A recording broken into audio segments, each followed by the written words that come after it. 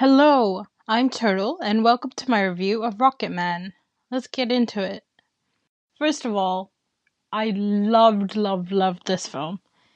I wasn't expecting it because, to be honest, going into it, I didn't know a lot about Elton John.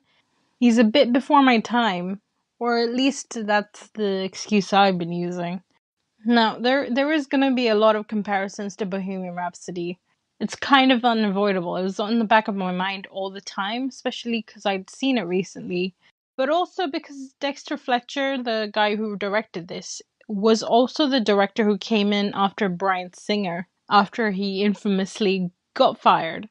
It was also my main motivation to go see this because there were elements in Bohemian Rhapsody that I quite enjoyed. It was just the rest of it. And I thought, why not? Let's go see Rocketman. And it was amazing. First of all, expect a musical more than a straight biopic.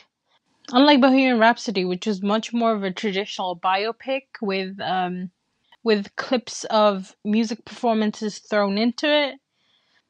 I really enjoyed the musical aspect. It was imaginative and it had all of the trappings of a traditional musical. The choreography in some of these performances, fantastic.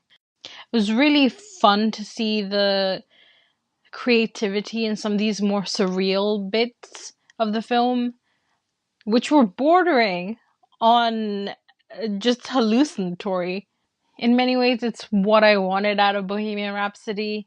I think there's a fair few other people that agree with me. Much more than Bohemian Rhapsody, what it reminds me of is Todd Haynes's Velvet Goldmine.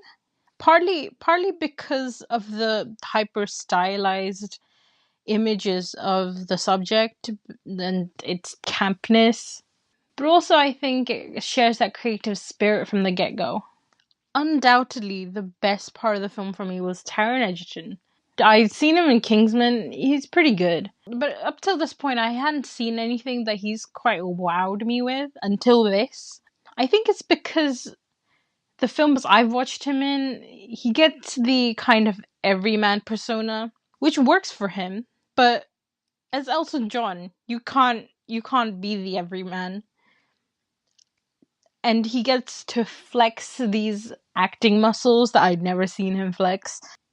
His dancing is great. The way he exudes energy for Elton John is perfect. He's got the most animated faces in the musical parts, which is so great. In interviews, he makes it quite clear that he's a huge fan of Elton John. And it shows because he really gives it his all in these musical bits. He's at least at 150%, if not like 300. It's just great to see him performing and doing choreo, singing, and acting, and doing all these things pretty damn well. The second biggest highlight for me, Jamie Bell in this. Jamie Bell, who plays Elton John's longtime professional partner. He's much more of an understated character in this, but I think that's great. They're each other's foils, and it really works because you should be seeing this kind of friendship and love that essentially is the heart of this film. You can really feel their chemistry. The bits I didn't love so much about this film was some of the other characters that took a back row seat. Now, Elton John was a big contributor to this film, and it kind of shows because you get much more of a nuanced idea of him, just himself and his inner life, than I think a lot of other biopics. Where that falls flat is that some of the characters that he has an antagonistic relationship with, they're big smudges. Richard Madden played his first boyfriend in this film. I know Richard Madden can act. I've seen him in Game of Thrones. I think I saw him in Science. He's not an actor I've ever thought was greatly lacking in anything. But I think his character comes across really two-dimensional. And I don't necessarily think it's his fault. I think it's the fact that he doesn't have a lot to work with. He also had to compete with Taron Egerton and Jamie Bell in this, and I just don't think that's a fair fight. Bryce Dallas Howard as his mum, similarly, I don't think gets a lot. She's got this classic cold mother of an archetype. I could tell she really worked with what she had, but what she had was not that much more than what Madden got. But they're quite minor characters, so I don't think it matters as much. Overall, I surprisingly gave this film a 4.5 out of 5.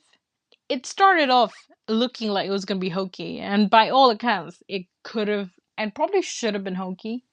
But it was just so fun. I found myself smiling all the time in the theater. And I even got teary eyed.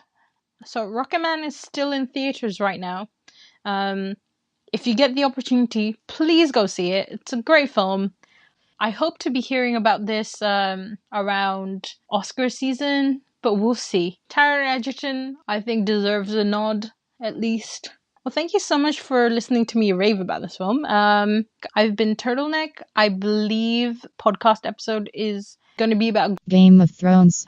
But otherwise, I'll see you later.